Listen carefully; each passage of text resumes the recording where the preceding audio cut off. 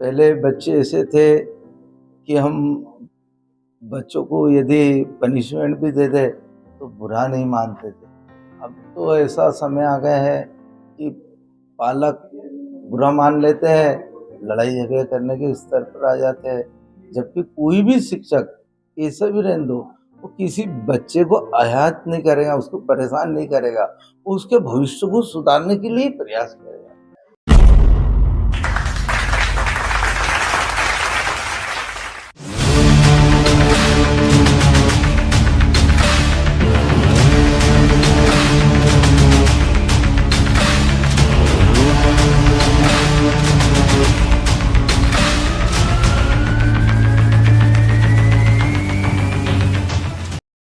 नमस्कार, मैं ऋषभ राज पाठक आपका स्वागत करता हूँ लीड लैब के मंच से।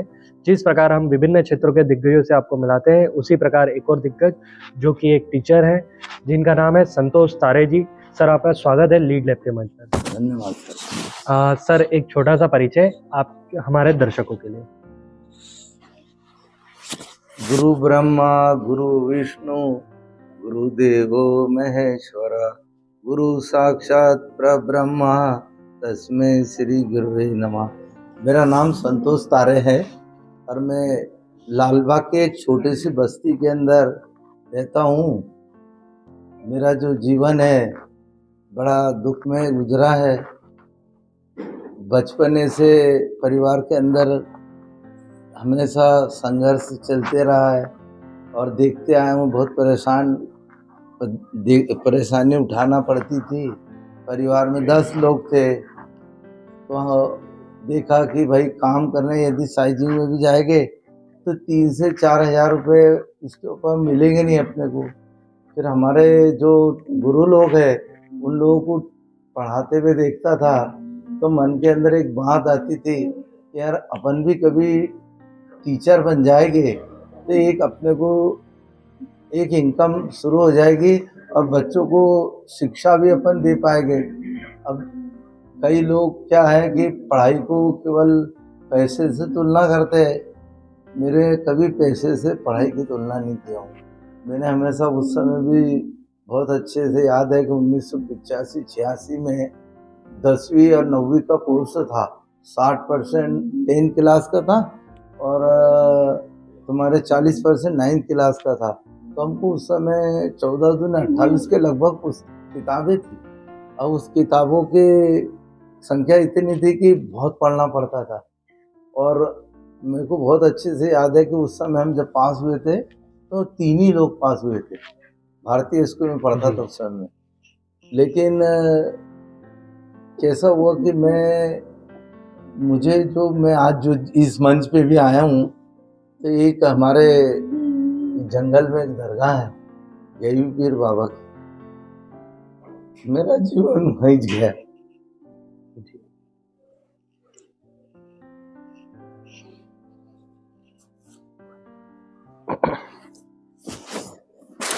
उसकी वो मेरे गुरु है और उन्होंने मेरे को बहुत ज्ञान दे दिया। हर विषय का इतना ज्ञान दे दिया कि मेरे लिए गणित, अंग्रेजी, कोई भी विषय मामूली खेल हो गया था। बड़े से बड़ी चीज को मैं सरल कर देता। मेरे परिवार और हम यदि उनका एहसान कभी जिंदगी में नहीं फेर सकते।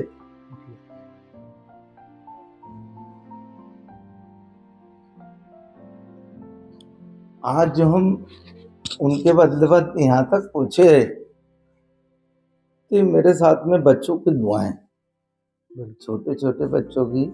जब भी मेरे क्लास के बच्चे मेरे पास में रहते थे तो मैं कभी किसी बच्चे का नाम नहीं कटने देता था फीस के लिए। माता पिता सब मिलके करीब 10 से 15 लोग, 10 लोग थे परिवार में। पिताजी अकेले थे तो अपना पढ़ाई करके फिर ट्यूशन पढ़ाना और अपनी पढ़ाई एजुकेशन करते रहना। यहाँ तक कि मैंने परिवार के लिए अनाज की भी भीख मांगी। कि भाई मेरे को थोड़ा सा परिवार के खाने के लिए, भरण पोषण के लिए कुछ दे दो, मैं वापस कर दूंगा। तो लोगों ने मेरी बहुत मदद करी है। जैसे तैसे करके मैं 12वीं क्लास पास किया। फिर जो खनवाले सर थे हमारे, में फुकट में पढ़ाने लग गया था लालबा हायर सेकेंडरी स्कूल में। तो खनवाले सर थे, वो मेरे को पढ़ने के लिए छोड़ देते 3 बजे। तो मैं डीएड करने चले आता था, डीएड भी करता था, इधर भी काम की पढ़ाई भी करता था। ऐसे जैसे तैसे करके मैंने मेरा पढ़ाई भी किया और बच्चों को पढ़ाते भी गया। इधर ट्यूशन के अंदर मेरे पास 300-400 बच्चे रहते थे और ईश्वर की कृपा से ऐसे बच्चे जो मेरे हाथ के पढ़ाए हुए हैं, जैसे हमारे एमके स्कूल के आसिफ सर को ही ले लो, आज उनकी तरक्की को देख के हमारा मन इतना भावुक हो गया कि वारे बेटा आसिफ कहाँ की कहाँ पहुँच गए। ऐसे योगेश चौक से है, ये लोग दोईपुड़े में स्कूल चला रहे। इन्होंने जो शिक्षाएं ली थी मेरे हाथ से ली थी, तो मेरा सादगी जीवन रहा है। मेरे को कपड़े लत्तों से मैंने कभी मेरी तुलना नहीं किया हूँ। मेरे ज्ञान की वजह से मेरा परिचय बढ़ते गया है और मेरे को इसकी वजह से ही पूरा शहर जानने लगा कि तारे सर है कौन। बुरहानपुर में मोरे सर के साथ पढ़ाया हूँ, तो मोरे सर के यहाँ लोहार मंडी में भी पढ़ाता था। मेरी एक महाजन पेट में क्लास थी, बहुत पढ़ाया हूँ। अब लालवा हायर सेकेंडरी स्कूल में 1996 में परमानेंट हुए थे हम, तो आज तक के वहीं पर ही है। 5-1 साल बचे सर, हम रिटायर हो गए। जी सर, मीन्स आपके पढ़ाए हुए विद्यार्थी आज खुद डायरेक्टर बन के बैठे हुए हैं स्कूल्स के। और कहीं ना कहीं जो चीज़ आपने देखी थी कि आर्थिक संकट के चलते आपको बहुत सारा संघर्ष करना पड़ता था, तो वो आर्थिक संकट के चलते आपने किसी भी बच्चे का नाम कटने से बचाया ही है। तो सर, और आप शिक्षा के क्षेत्र से आते हैं, तो एक अच्छा विद्यार्थी या एक सफल व्यक्ति बनने के लिए विद्यार्थी के अंदर कौन कौन से गुण होना चाहिए आपके हिसाब से? देखो, एक तो अपनी शिक्षा को अपने खुद के जीवन के अंदर उतारने की कोशिश करे कि मेरे को ये चीज करना है। जब तक कि वो अपने मन में, अपने मस्तिष्क में प्रेरणा से नहीं उतार ले, तब तक के वो जीवन में कुछ ही नहीं कर सकता है। पहले बच्चे ऐसे थे कि हम बच्चों को यदि पनिशमेंट भी दे दे तो बुरा नहीं मानते थे। अब तो ऐसा समय आ गया है कि पालक बुरा मान लेते हैं, लड़ाई झगड़े करने के स्तर पर आ जाते हैं। जबकि कोई भी शिक्षक, ऐसा भी रहने दो, वो किसी बच्चे को आहत नहीं करेगा, उसको परेशान नहीं करेगा, वो उसके भविष्य को सुधारने के लिए प्रयास करेगा। और हमारा सभी बच्चों से भी कहना यही है कि यदि हमको जीवन में शिक्षा लेना है तो गुरु के हिसाब से चलोगे, बहुत जीवन आगे निकल जाएगा। आज भी हम देख रहे हैं कि आसिफ कहाँ से कहाँ निकल के आज 7-8 स्कूल चला रहा है, बहुत बड़ी बात है। एक गरीब का बच्चा एक छोटे से शहर में रह के कितना बड़ा नाम कर दे, हमारा मन बहुत खुश होता है कि देखो कहाँ से कहाँ निकल गया आज। नहीं तो मेरे को खुशी लगी जब मेरे को आपका निमंत्रण आया। तो मैं तो कैसा है कि मैं छोटा मोबाइल चलाता हूँ, व्हाट्सएप में नहीं चलाता हूँ, बच्चे चलाते हैं। तो मैंने फिर आपने जब आसिफ सर का बोला तो फिर मैंने बोला फिर मैं आऊँगा। और यदि आप आसिफ सर का नहीं बोलते तो मैं शायद यहाँ नहीं आया। बिल्कुल सर। सर, हमारा क्वेश्चन एक और रहता है कि आपका जीवन तो बड़ा संघर्षमय था और उसके साथ साथ आपने संघर्ष करते हुए अपना जीवन निर्वाह किया। साथ ही आपके विद्यार्थियों को आपने इस काबिल बनाया कि उन्होंने भी सोसाइटी में एक अच्छा नाम कमाया है। अब अभी की शिक्षा अब आपने पहले की शिक्षा प्रणाली भी देखी और अभी की शिक्षा प्रणाली भी देखी, तो दोनों शिक्षा प्रणाली में आप अंतर क्या समझते अभी पहले की जो शिक्षा प्रणाली थी बहुत कठिन थी और कोर्स भी ज़्यादा था। अभी गवर्नमेंट ने धीरे धीरे करके वो कोर्स को सीमित किया है, लेकिन क्या हो गया कि बच्चे घर पे स्वयं टाइम नहीं दे पा रहे और पूरे डिपेंड हो गए स्कूल के भरोसे, टीचर के भरोसे पे डिपेंड हो गए, स्कूल के भरोसे पे डिपेंड हो गए, जिसके कारण क्या हो जा रहा है कि उनको पूरी तरीके से शिक्षा ग्रहण नहीं कर पा रहे।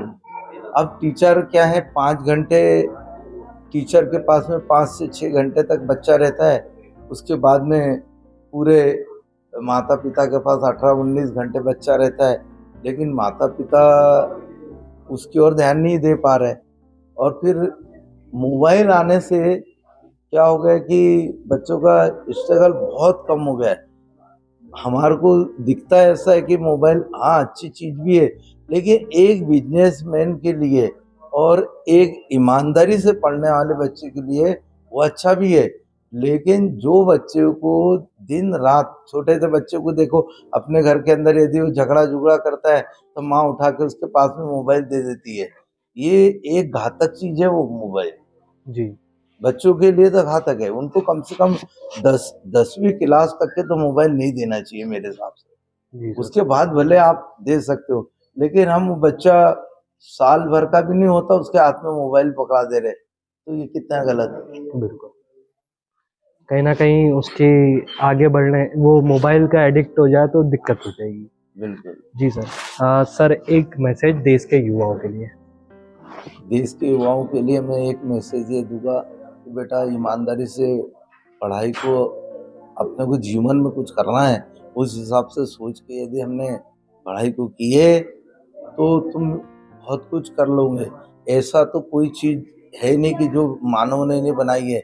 हम यदि उसको याद करेंगे, उसको ध्यान में बैठाएंगे तो बराबर वो बिल्कुल आ जाती है। उसको हमको समझ के करेंगे तो हमको तो पूरी किताबें याद है यार, जी सर।